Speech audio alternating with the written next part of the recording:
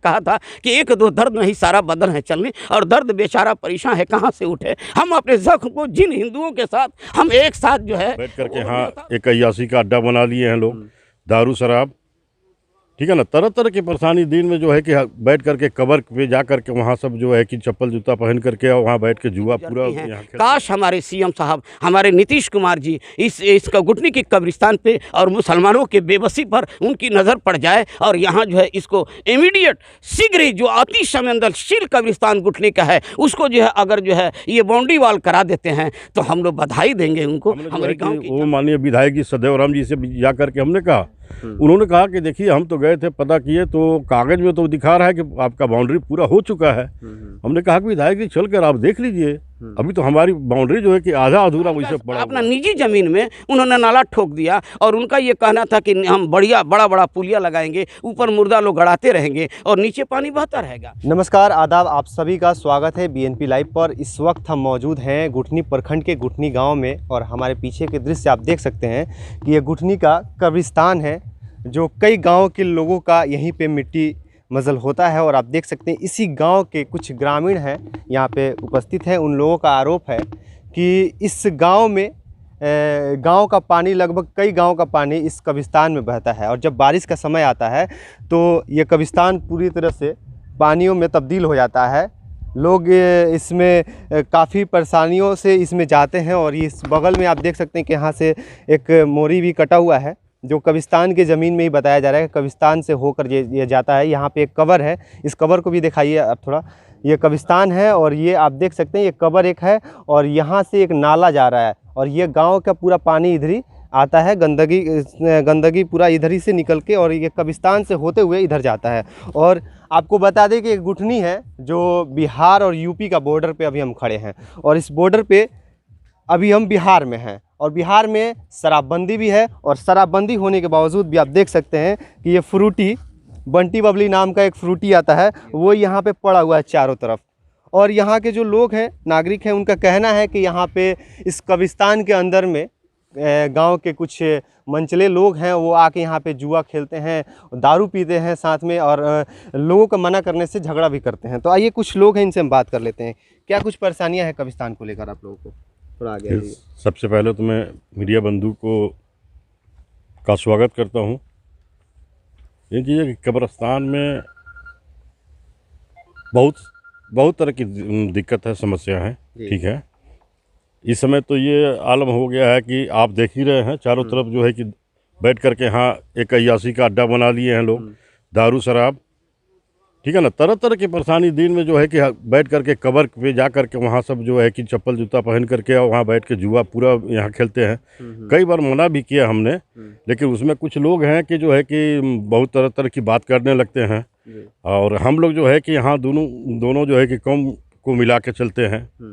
तो दूसरी चीज़ कि यहाँ जो बारिश का मौसम आता है तो हम लोग को इतनी परेशानी होती है कि गंदे नाली का पानी जो है कि इस कब्रिस्तान में जो पूरा जमावड़ा हो जा रहा है उसको जो है कि हम लोग पार करते हुए लेके जाते हैं, और बहुत सारी कठिनाइयों का सामना करना पड़ता है। हमने जो है कि इसके पहले हमने जो है कि आवेदन भी दिया था, विधायक जी को भी ला करके यहाँ दिखाया, BDO साहब को भी आवेदन हमने दिया। इसके बाद से जो है कि इसके पूर्व ब्लॉक प्रमुख जो थे कामोद नारायण सिंह, उन्होंने कहा कि जो है कि हम DM के साथ आज मीटिंग है जिला में, तो आप एक एप्लीकेशन दीजिए, और फोटो, हमने एप्लीकेशन और फोटो और सारे लोग से साइन करवा कर दिया। इतने देने के बावजूद भी आज तक किसी तरह की कार्रवाई नहीं हुई, न कोई यहाँ कोई अधिकारी आया। एक बार में जो है कि वो CO साहब, BDO साहब लोग आए थे, आ करके देख करके चले गए। इसके बहुत पहले, इसके बाद से आज तक कोई जो है कि इतनी कहने के बावजूद भी कोई लोग यहाँ पे नहीं आए, न जिला से आए, न यहाँ के कोई अधिकारी आए। हम लोग बहुत सारे जो है कि जहाँ जहाँ हुआ वहाँ हम लोग जो है कि एप्लीकेशन दिए, लेकिन हम लोग की समस्याएं जो है कि कोई सुनने के लिए तैयार नहीं है।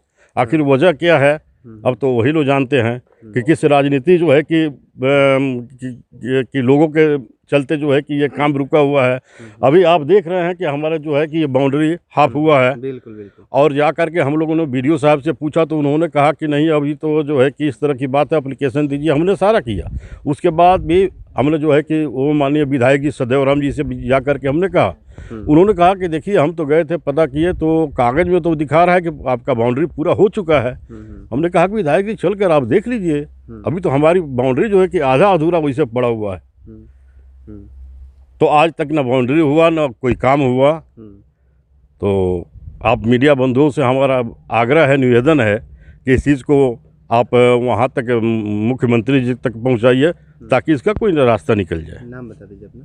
मैं गुलाम रसूल, चिश्तिया जमा मस्जिद गुठनी सदर। चलिए देख सकते हैं कि ये काफ़ी बड़ा भी समस्या नहीं है जिस तरीके से दिख रहा है। देखिए आधा बाउंड्री हुआ है इस कब्रिस्तान का, मतलब कि आधा बाउंड्री करा दीजिए, आधा खोल दीजिए और दिखा दीजिए, कागज़ों पे दिखा दीजिए कि हाँ काम हो चुका है, और ज़मीनी हकीकत जब आप आकर देखिएगा तो कुछ और है। जैसे कि इनका कहना है कि कई सालों से ये परेशानियाँ हैं और कई सालों से इससे ये लोग जूझ रहे हैं और कई जगह गुहार भी लगा चुके हैं, लेकिन फिर भी किसी की बात सुनी नहीं जा रही है। थोड़ा इसमें कुछ यानी कि राजनीतिक मुद्दा रखा गया है। ये आज तक यानी कि हम लोग कब्रिस्तान के लिए मैंने कई जगह हम लोग एप्लीकेशन दिए, प्रमुख के पास गए, बीडीओ साहब के पास गए, सब जगह दरवाजा खटखटाए, लेकिन कोई इस पर सुनने के लिए तैयार नहीं हुआ। क्यों नहीं सुन रहे हैं? इसलिए नहीं सुन रहे हैं कि अगर जो इसको रोकते हैं तो यहाँ यानी कि बगावत हो जाएगा तुरंत, यानी कि हम लोग को मारामारी करेंगे। तो हम लोग तो उसके उतना सक्षम है नहीं कि मारामारी उन लोगों से करें। और उसके बाद यानी कि ये जो है जो पोखरा जो है ना, ये पोखरा हम लोग यानी कब्रिस्तान में ही यानी कि रखा गया है और सरकारी पोखरा है। वे लोग अपने दावा करते हैं कि ये पोखरा हम लोग को सरकारी है, लेकिन सरकारी ऐसा नहीं है। अगर जो ये पोखरा तालाब की जो है हम लोग को यानी कि रख दिया जाता, कब्रिस्तान में घेराबंदी कर दिया जाता, तो ये हम लोग को बहुत फ़ायदा होती है। ये सारा कचरा दूर हो जाता है। और इसको घुमाकर इस नाला के पानी को घुमाकर अगर नदी में गिरा दिया जाता तो सबसे बेहतर होती है। मतलब क्या समस्या क्या है यहाँ पे? राजनीति किस तरीके की राजनीति की जा रही है? अगर हम मतलब लोग हिंदू मुस्लिम की राजनीति यहाँ हो रही इसमें है अगर क्या? हम लोग खड़ा होते हैं, इसमें रोकते हैं, तो इसमें तुरंत गांव के लोग यानी हावी हो जाते हैं। जी, जिस तरीके से देखा जा रहा है कि मतलब कोई बड़ा समस्या नहीं है। कुछ नहीं है। हाँ, अगर जो साहब आ जाए, थोड़ा सा भी आ जाए कोई यानी कि, तो मामला को सॉल्व हो जाएगा। घेराबंदी कर दिया जाए तो मामला सॉल्व हो जाएगा। लेकिन फिर भी नहीं किया जा रहा। ना, फिर भी नहीं किया जा रहा है। आखिर वजह क्या है कि इतना बड़ा समस्या को भी उसको एकदम 0 पॉइंट की समस्या उसको बड़ा बना दिया गया है। नाम बता दीजिए इससे। मेरा नाम आस मोहम्मद, सेक्रेटरी। चलिए अब्बास साहब, आपसे भी हम जानना चाहेंगे कि जिस तरीके से आप लोग कई सालों से इसके लिए लड़ाई लड़ रहे हैं, हालांकि ये कोई बड़ा समस्या भी नहीं है और आप लोग कई जगहों पे गुहार भी लगा चुके हैं, क्यों आप लोगों की बात को टाल दिया जा रहा है? क्यों नहीं सुना जा रहा है? देखिए, मैं मुबारकबाद दे रहा हूँ बीएनपी न्यूज़ को, काबिल मुबारकबाद कि आपने इस दर्द को, हिंदू मुस्लिम एकता की कड़ी को मजबूत करने के लिए आप यहाँ आए कि आने वाले वक्त में कहीं युवा पीढ़ी ऐसी कोई बात ना बोल दे जिससे यहाँ बगावत हो जाए, और उस बगावत को आप महसूस किए और महसूस करके आप यहाँ आए। हम आपको मुबारकबाद देते हैं बीएनपी चैनल के माध्यम से, आपके न्यूज़ के माध्यम से। मैं बताना चाहता हूँ कि 1-2 दर्द नहीं, सारा बदन है छलनी। 1-2 दर्द नहीं, सारा बदन है छलनी, और दर्द बेचारा परेशान है कहाँ से उठे।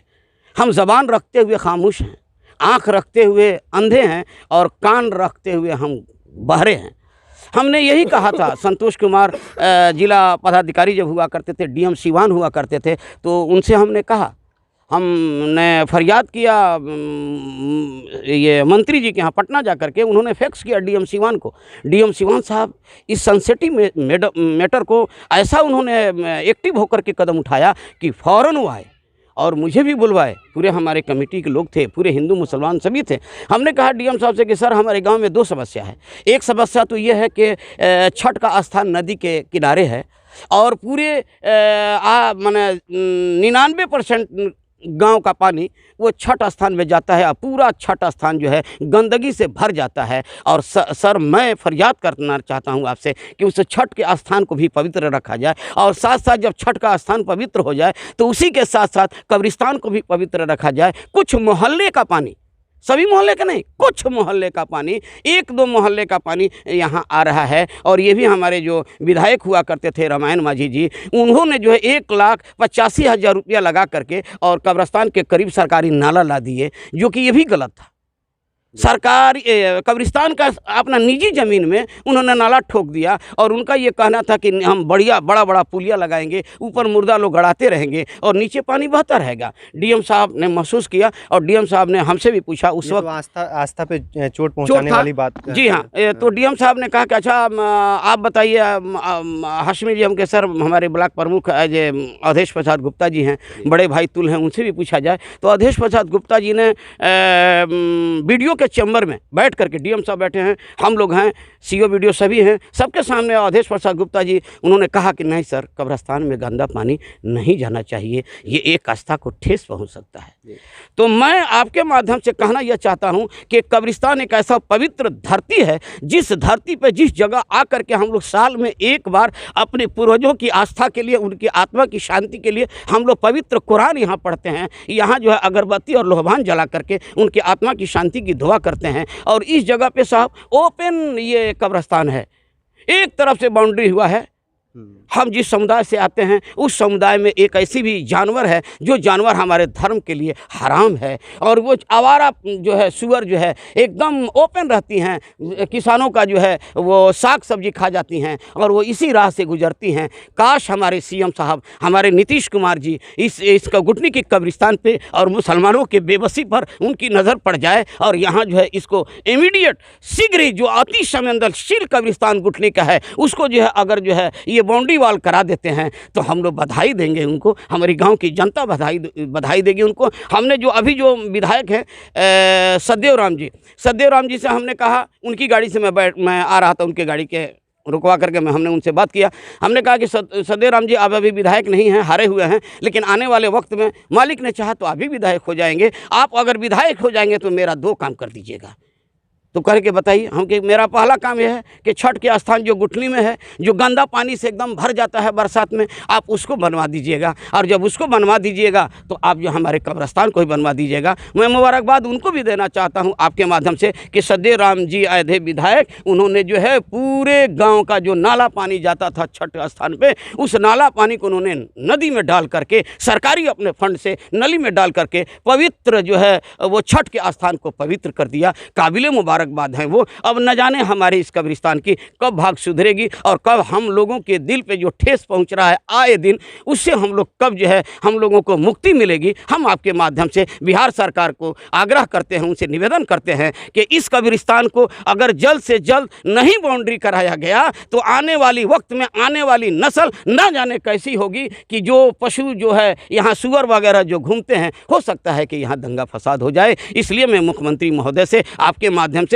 मैं रिक्वेस्ट करना चाहता हूं कि जितना जल्द हो सके पूरी गुठनी की बाउंड्री वाल किया जाए और साथ साथ जो है इस कब्रिस्तान को जो है सुंदरीकरण में तब्दील किया जाए, और जो एक दो मोहल्ले का नाला पानी है इस नाले को जो है मूव कर दिया जाए, वो जो सरकारी नाला जो जा रहा है नदी में उसमें डाल दिया जाए। इसमें बहुत ज़्यादा परेशानी की बात नहीं है।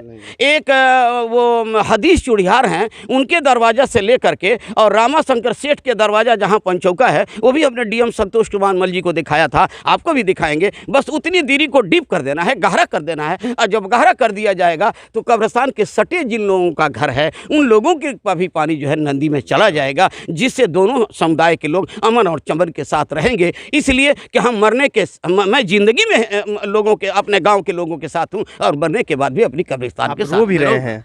नहीं, ये दर्द है। हमने पहले ही अशार में कहा था कि एक दो दर्द नहीं सारा बदन है चलने, और दर्द बेचारा परेशान है कहाँ से उठे। हम अपने जख्म को जिन हिंदुओं के साथ हम एक साथ जो है वो न्योता और हकारी में रहे हैं, उनकी बेटी और बहनों की इज्जत व आबरू के साथ रहे हैं, हमको लगता है कि इस मैटर को क्या हम उठाएं और कैसे उठाएं कि ये मैटर जो है जितना जल्द हो सके हल हो जाए और किसी के ऊपर कोई आँच ना आने पाए और दोनों समुदाय मिलजुल करके रहें। हमने डीएम संतोष कुमार मल जी से कहा था कि सर जो है जब बाबरी मस्जिद राम जन्मभूमि का जब मैटर जो है बहुत ज़्यादा दंगा फसाद हो रहा था, उस वक्त भी हमारे घुटने के लोग ऐसे अमन और शांति पसंद लोग हैं कि यहाँ कोई हल्ला गुल्ला नहीं हुआ था। यहाँ 17 चौक है, जो एक चौक हम लोगों के बिरादरी, हम लोगों के हाशमी बिरादरी के खानदान में है, बकिया 16 चौक जो है वो गुठनी के हिंदू भाई के दरवाजा पे है। इस तरह का अमन और शांति का मैसेज हमारे पूर्वजों ने, हमारे आबाओ अजदाद ने, हमारे गांव वालों ने ऐसा सहानुभूति पेश किया। हम इस दीवार को, इस संगम के दीवार को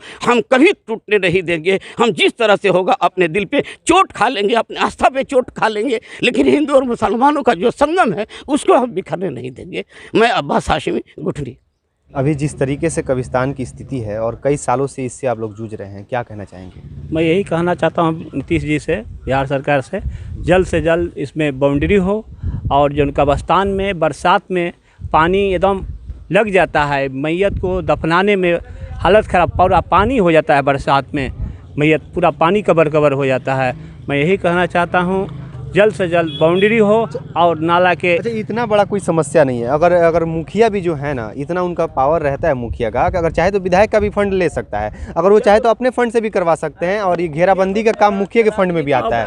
अब तो इसमें क्या मतलब कहाँ दिक्कत आ रही है करने में इसका घेराबंदी? तो मान लीजिए बहुत मुखिया जी हुए, बहुत मुखिया हुए, मुकुल जी वर्मा हुए, अफजल मुखिया हुए, बहुत लोग हैं हमारे रिजर्व में हो जाएगा, हमारे रिजर्व में हो गया, कोई नहीं, इसका कोई बात नहीं सुना।